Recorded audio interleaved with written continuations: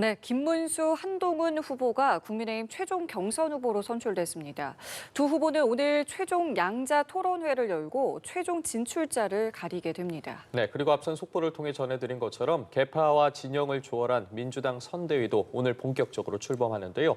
관련 내용 포함한 정치권 이슈들 최수영 시사평론가, 김성환 시사평론가 두 분과 함께 짚어보겠습니다. 어서 오십시오.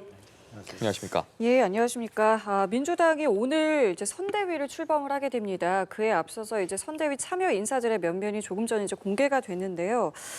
이 선대위 참여 인사들의 발언을 먼저 듣고 저희 대담 시작하도록 하겠습니다.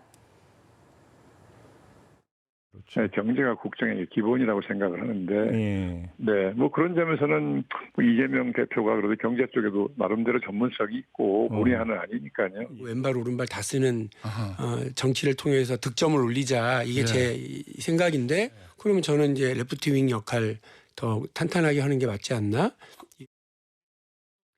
예, 목소리 듣고 오셨는데요. 지금 거론되는 인물들, 또 발표된 인물들을 보면요. 뭐 윤여준, 박용진, 권오을, 정은경, 김경수, 김부겸, 강금실 이런 인물들이 지금 나오고 있습니다. 이번 선대위 지금 면모만 봐도 뭐 진영이나 계파를 다 아울렀다라고 볼 수 있는데요. 어떻게 좀 평가를 하시는지 먼저 들어볼게요. 최근에 이제 이재명 후보의 이제 전략을 보면은 확장 전략을 넘어서 영토 잠식이라고까지가 표현을 드리고 있는데 이 지금 기존의 보수의 지형이라고 했던 분들까지도 거의 뭐 지금 우클릭 정도를 넘어서 거의 깊숙하게 지금 전부 거의 이제 확장을 해 나가는 이런 상황이죠. 그러니까 제가 보기에 이 원인은 뭐냐면 근본 원인은 왼쪽. 그러니까 진보 지형은 완전히 장악됐다. 얼마 전에 이렇게 질문하더라고요. 진보당에 대해서 뭐 얘기를 했다니까 진보당 후보가 대통령 출마하냐 식으로 좀 발언하는 거 보면서 왼쪽은 완전히 장악했구나. 그렇다면 이제 우측만 장악하면 사실상 우리가 선거라는 게 중도를 포함해서 결국엔 3%에서 5% 승부가 갈리는 게임이다 보니까 누가 더 내 진영을 기반으로 해서 상대 진영을 잠식하느냐. 이게 결국 대선의 법칙인데 그러니까 넓히면 이기고 좁히면 지는 게임이거든요. 그런 측면에서 이재명 대표가 운동장을 굉장히 넓게 쓰겠다는 것을 지금 얘기한 것 같고 지난번 대선에서의 어떤 선명성 경쟁이 오히려 중도 잠식에 실패했다고 보고 더 확장적으로 나가는 지금 아주 이렇게 좀 말하자면 충격요법을 쓰고 있는 것 같은데 근데 중요한 건 이렇게 사람을 쓰는 것도 중요하지만 더 국민들이 신뢰할 수 있는 거는 정말로 그렇게 우클릭할 수 있는 언행일치가 실제 행동까지 담보가 되고 실천으로 갈 수 있느냐. 이재명 후보에 대해서는 끊임없이 따라다니는 일종의 신뢰 리스크가 있기 때문에 이 점을 물론 사람으로 불식시키려는 노력은 인정하는데 과연 그게 인정받을지에 대해서 국민을 설득할지에 대해서는 진짜 진정성 있는 행동으로 좀 담보돼야 되지 않을까 이렇게 생각합니다. 실천과 행동으로까지 옮겨져야 된다라고 말씀을 해주셨고요. 이 선대위가 이제 오늘 오후에 출범식을 하게 되는데 이제 앞서 이제 공개된 인물들 말고 깜짝 인선이 있을 수도 있다 이런 관측도 있는데요. 뭐 어떤 정도 범위까지 포용을 할 거라고 보십니까? 글쎄요. 지금 뭐 이재명 후보가 계속 사람들을 만나고 다닌다 이런 예. 얘기도 나오고요. 그래서 새로운 인물들을 더 적극적으로 영입할 거라고 얘기하는데요. 그러니까 경제계 쪽이나 IT, 인공지능 이런 쪽의 인사들이 좀 합류할 가능성이 있지 않을까 이렇게 생각하고요. 그러니까 이재명 후보의 전략은 기본적으로 우리가 이제 가까이에서 대선을 많이 지켜본 입장에서 말씀드리면 사람을 아무리 모으려고 해도 떨어질 것 같거나 안 되는 후보한테는 안 모이거든요. 그러니까 이재명 후보가 될 것 같다라고 하는 분위기가 이미 만들어지고 있다고 볼 수 있고요. 그러니까 되는 집안은 뭐가 돼도 다르다. 이런 이제 분위기가 만들어지고 있는 것 같고요. 그리고 그 한 단어로 요약하자면 내란국복 연대라고 저는 생각해요. 이게 곧 통합으로 연결되는 거거든요. 그러니까 바로 직전에 내란이라는 사태를 우리가 겪었고 그 내란을 극복하기 위해선 굉장히 넓은 연대를 해야 하고 그게 곧 국민 통합하고 연결된다고 하는 그런 논리적인 귀결을 통해 가지고 그런 논법으로 지금 선대위를 구성해 나가고 있다. 그러니까 앞으로 이런 움직임은 좀 더 가속화할 것이다 이렇게 생각합니다. 예, 알겠습니다.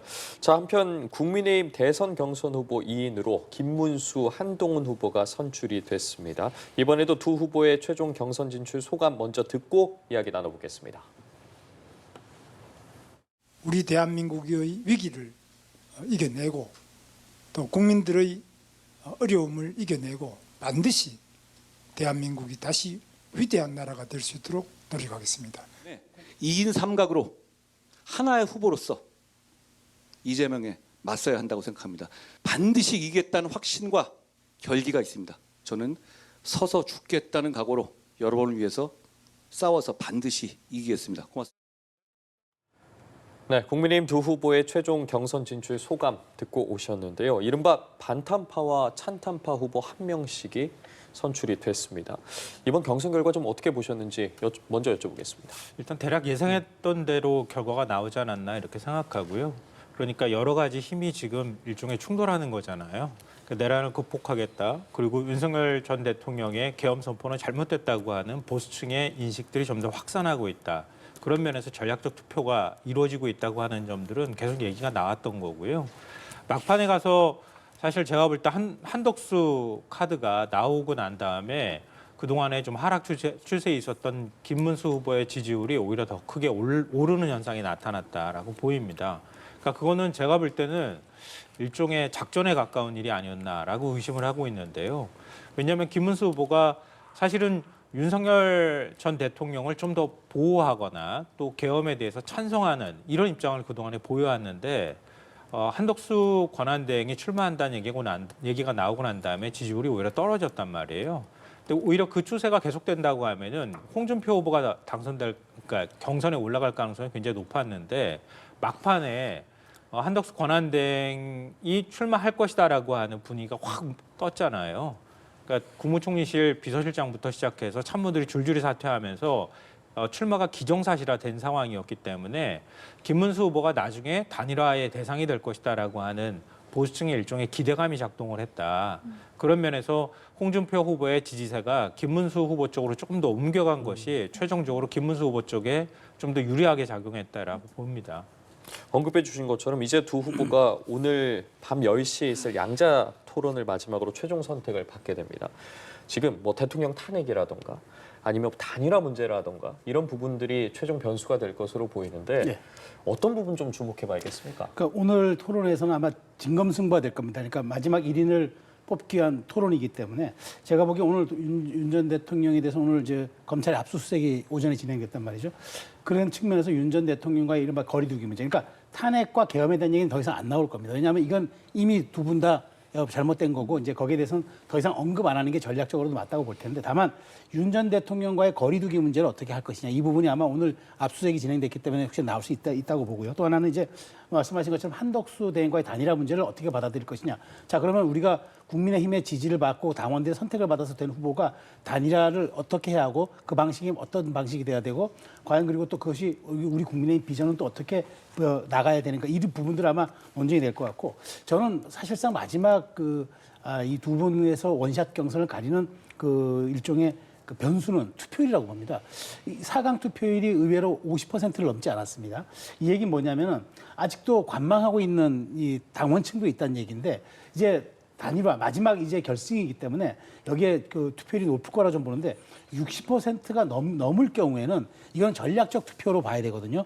그렇다면 저는 투표율이 높으면 한동훈 대표가 좀 유리할 거고 투표율이 조금 지금의 수준을 유지한다 그러면 김문수 후보가 좀 유리할 걸로 보기 때문에 저는 이 부분 투표율에 대한 부분 여론조사는 여론조사대로 진행되겠지만 당원 투표율에 좀 고저 유무가 좀 변수가 되지 않을까 그렇게 생각합니다. 알겠습니다. 자, 이런 상황에서 어제 홍준표 전 시장의 경우는 정계 은퇴를 선언했습니다. 이제 탈당을 하고 시민으로 돌아가겠다라고 당을 떠나겠다는 이제 뜻을 밝혔는데요.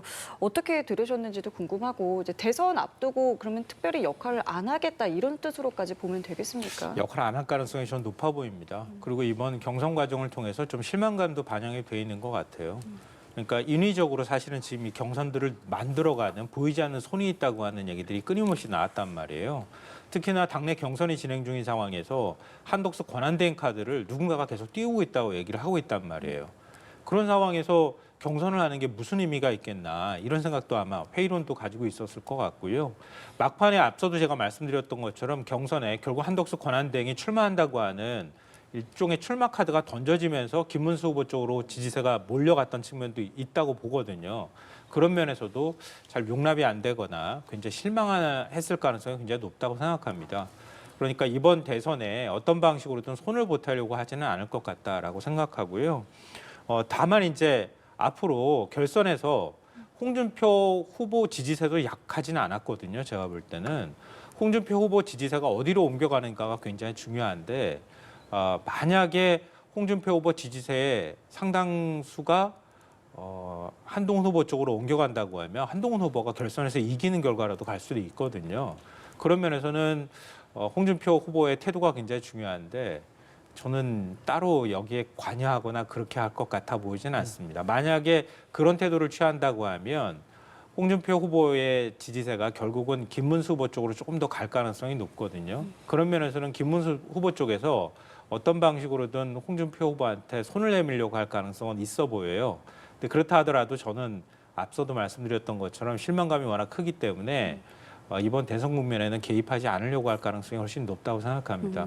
자, 그런가 하면 안철수 후보 같은 경우에는 이제 누가 최종 후보가 되든 힘을 바치겠다라고 했어요. 근데 지금 말씀해 주신 것처럼 탈락한 주자들의 역할이 이제 중요한 것이 이제 그들을 지지했던 층들이 어디로 가느냐도 사실은 이제 중요하기 때문인데 이제 탈락한 두 후보들의 역할에 대해서 어떻게 좀 전망해 볼 수 있을까요? 저는 말씀하신 것처럼 홍준표 후보는 역할을 아마 안 할 것으로 생각하는데 그렇다고 해도 저는 직전에 대선 후보였고 우리 그 직전 2019대 대선의 대선 후보였고 그 다음에 이제 그 사실 대선에 당의 경선으로 2번 출마했던 그런 자산이고 그다음에 당대표와 원내대표 다 역임했던 분이기 때문에 아마 거리두긴 한다 할지라도 제가 보기에 본선 만일 이제 최종 파이널이 지나고 나서 이제 또 후보가 단일화되고 난 다음 후보가 결정되고 난 다음에 이재명 후보의 마지막 건곤일척의 승부에서는 일정 부분 저는 역할을 좀 해야 된다. 그게 당의 원로로서의 그 정말 마지막 부여된 소명이라고 보고요.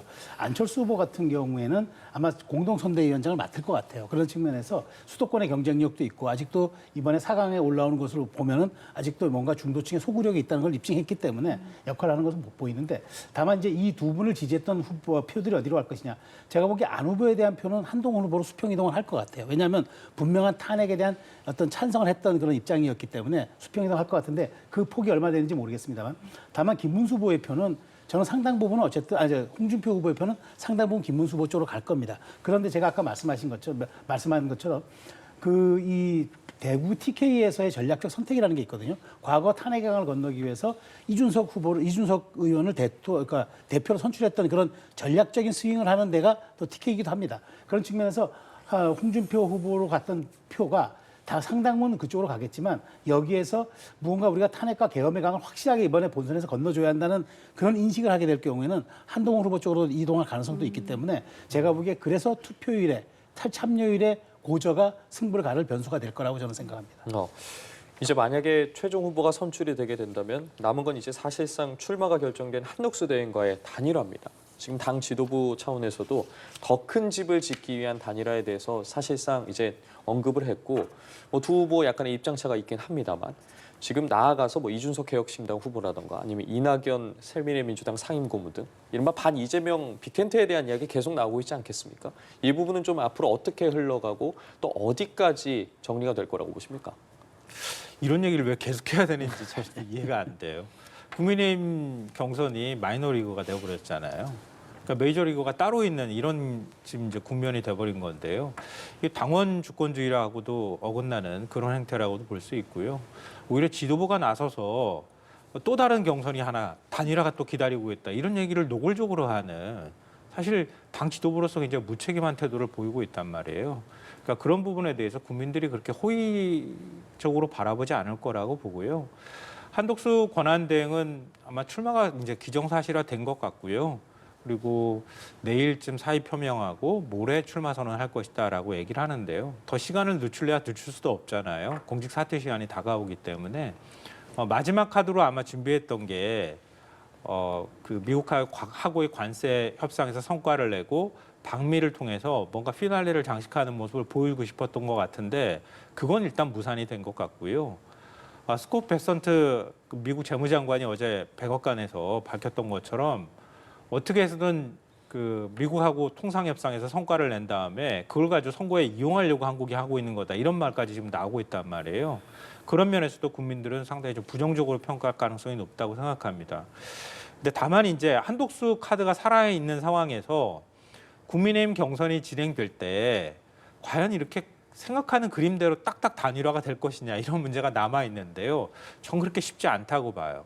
왜냐하면 국민 다수는 한덕수 권한대행의 대선 출마에 부정적으로 평가하고 있다고 지금 보고 있다고 하는 여론조사가 나오고 있는 상황이잖아요. 그런 상황이고 또 한덕수 권한대행의 지지율이 답보 상태에 있는 거나 다름없단 말이에요. 그럼 국민의힘 경선 후보하고 최종 후보하고 어떤 방식으로든 단일화를 하려면 대체적으로는 기간이 짧기 때문에 일주일 정도밖에 시간이 없어서 여론조사를 통한 단일화를 할 수밖에 없는데 한 권한대행이 과연 그걸 받을 수 있을까? 받으면 질 가능성이 매우 높은 상황이란 말이에요. 그 사이에 여론조사 추이를 또 살펴보기는 하겠지만 단일화 룰 만들기가 굉장히 어렵습니다. 근데 그 룰 만들기도 어려운 상황에서 빅텐트를 하겠다고 이낙연 뭐 고문 같은 경우에는 모를까 지금 이준석 그 후보하고 같이 단일화할 정도의 빅텐트를 만들 수 있다. 전 그렇게 좀 단일화 과정이 쉽지 않을 거라고 봅니다. 그래서 결국은 빅텐트까지 가는 거는 지금 머릿속으로 구상하는 것일 뿐이지 실제로 실현 가능성은 매우 낮다라고 봅니다. 국민의힘 내에서도 여러 이야기가 나오고 있는 것 같아요. 지금 뭐 경선 과정에서 이러한 부분이 언급되는 것에 대한 부정적인 시각도 있고 반면에 뭐 민주당에 맞서는 어쨌든 최종 후보를 정하려고 하는데 경쟁력을 당연히 높이는 후보가 돼야지 않겠냐 이런 이야기도 있는데 현 상황 좀 어떻게 바라보고 계십니까? 그러니까 사실 이 말하자면 외부 영입론 얘기가 나오는 것은 결국 우리 당 후보, 자당 후보의 1대1 맞대결 구도는 이길 수 없다라는 데 대해서 문제의식이 출발하는 것 아니겠습니까? 저는 뭐 그건 비슷하다고 봅니다. 선거가 이슈와 구도와 인물 이 3대 요소로 진행된다 그러면 지금 이슈와 구도에서는 굉장히 그러니까 구여건이 불리한 건 맞습니다. 그러다 보니까 인물로서 한번 이 판을 한번 흔들어 보고 스윙 카드를 써보겠다는 건데 그리고 이제 이재명 후보 같은 경우에 지금 뭐 굉장히 우클릭하고 뭐 통합 행보를 보이고 있지만 실제적으로는 진영적 파당 정치라든가 아니면 적대적 비토 정치를 할 거라는 그다음에 해왔던 그런 이력이 있기 때문에 여기에 대한 국민 불안감이 분명히 있단 말이죠. 그렇다면 이렇게 국민들이 스몰 텐트, 빅 텐트를 넘으면 아예 그랜드 텐트를 쳐가지고 국민 통합 정부 그다음에 말하자면은 정치 개혁 연대 이런 걸로 이제 맞불을 놓을 경우에는 한번 해볼 만하다. 그렇게 1대1 구도를 여권과 지금 민주당이 이렇게 만든다 그러면 해볼 만하다는 판단이 섰던 것 같아요. 저는 그 판단은 맞다고 봅니다. 그런 측면에서 국민들과 중도의 불안과 우려가 이재명 후보가 됐을 때 혹시 입법 권력 그다음에 사법까지도 완전히 장악한 무소불위의 힘을 가지고 적대적인 어떤 좀 패권 정치로 가지 않을까라는 우려가 있기 때문에 거기에 맞서는 전략은 유효하다고 보는데 저는 근데 과제가 있다고 봅니다. 한덕수 대행이 만약 출마한다 하더라도 선출될 국민의힘 후보와 정당성을 가진 후보와 어떻게 단일화 방식을 가질 것인지 단일화 또 룰 세팅을 어떻게 할 것인지 그러기로 하고 11일까지 어떻게 정말 최종 후보로 해서 2번으로 할 건지 아니면 무소속 후보로 할 건지 이 세 가지의 고비가 남아 있어서 지금 말은 쉬워 보이는데 사실 이 고비마다 저는 굉장한 허들이 있는 것 같아서 이 부분을 어떻게 정무적인 관점을 갖고 잘 처리하는가가 관건이 될 거라고 봅니다. 알겠습니다. 자, 이런 상황에서 내일 이재명 후보의 선거법 최종심 선고가 예정되어 있습니다. 상당히 속도가 빠릅니다. 당초에는 뭐 대선 전까지 나오겠느냐 이런 관측이었는데 후보자 등록도 전에 선고가 나오게 되는 건데요. 상당히 빠르게 진행되는 이 부분 어떻게 좀 보십니까? 저는 법원이 잘했다고 생각합니다. 어떤 결과가 나올지 저도 몰라요. 그렇지만 시간을 좀 갖고 그다음에 대선을 한 30여일 앞둔 상황에서 이걸 해줘야지 어떤 결과가 나오더라도 정치권이 받아들일 수 있는 수용성이 생깁니다. 그리고 뭐 그것이 무죄라면 이재명 후보에게 날개를 달아주겠지만 설령 유죄 취지의 그 판결이 나오더라도 무언가 이 좀 불확실성을 정리할 수 있는 시간이 있고 후보 등록까지는 아직도 열흘 넘는 시간이 있기 때문에 그런 것들을 감안해서 대법원이 준비한 것 같은데 어쨌든 들리는 얘기로는 대법원이 좀 미리미리 준비를 많이 했던 정황들이 있어서 아마 대법원이 어느 정도의 결론들을 이미 확보해 놓고 그다음에 지금 이걸 좀 정치권의 불확실성을 좀 제거해 주는 그런 과정이 아닐까 생각합니다. 그러니까 대법원이 어떤 선택을 하든 이제 불확실성 해소 측면에서 환영한다라는 입장을 내셨는데 사실 이제 어떤 결과가 나오느냐도 사실 중요합니다. 뭐 어떤 부분들을 좀 어떻게 전망하시는지 듣겠습니다. 저는 상고 기각일 가능성이 매우 높다고 생각합니다. 그런 정도의 공감대가 그 대법관들 사이에서 있지 않고서는 이렇게 빨리 결론이 나오기는 어렵거든요. 두 번의 심리를 통해서 최종 결론을 이끌어냈다. 근데 단순히 지금 대선 직전인 상황에서 가장 지지율이 높은 후보와 관련해서 사법 리스크에 대한 최고법원의 판단이 나오는 거예요. 어떤 방식으로든 사실 정치적인 찬반 논란이 있을 수 있는 사안이란 말이에요. 그렇기 때문에 대법관들이 자기의 의견을 낸다고 해서 이걸 다수결주의로 결정한다? 아마 그렇게 나오지 않을 거라고 저는 봐요. 우리가 헌법재판소에서 윤석열 전 대통령 전원일치로 파면을 했던 거랑 전 비슷하다고 보는데요. 어떤 방식으로든 전원일치 합의나 전원일치 결정이 나올 정도가 된다고 아마 재판관들이 판단을 했을 가능성이 매우 높고요. 근데 그렇게 하기 위해서는 쟁점 자체가 복잡한 것도 아닌 상황이기도 하고요. 그래서 기본적으로 항소심에서 판단한 부분들에 대해서 대법원이 별도의 판단을 할 정도의 상황이 아니다라고 하는데 대체적인 공감대가 만들어졌기 때문에 이렇게 빠른 시일 내에 결론이 나올 수 있다고 봅니다. 또 이재명 대표의 사법 리스크가 계속 또 앞으로도 논란이 될 수 있잖아요. 그러니까 헌법 84조 문제도 있는 상황이고요. 그러니까 불소추 특권에 해당이 되느냐 안 되느냐 가지고도 다시 또 헌법재판소로 또 갈 가능성도 있는 상황이란 말이에요. 그런 면에서 최고법원이 이런 문제의 어떤 불확실성을 제고해줘야 되겠다고 하는 그런 역할에 관한 부담감도 있었을 거라고 봅니다. 그래서 우리가 일반적으로 생각하는 그 범위 내에서 크게 다르지 않은 결과가 나올 거라고 저는 예측합니다. 네, 어떤 결과가 나올지는 좀 지켜봐야 할 것 같고요. 오늘 두 분 말씀은 여기까지 듣겠습니다. 지금까지 최수영 시사평론가, 김성환 시사평론가와 함께했습니다. 두 분 고맙습니다. 감사합니다.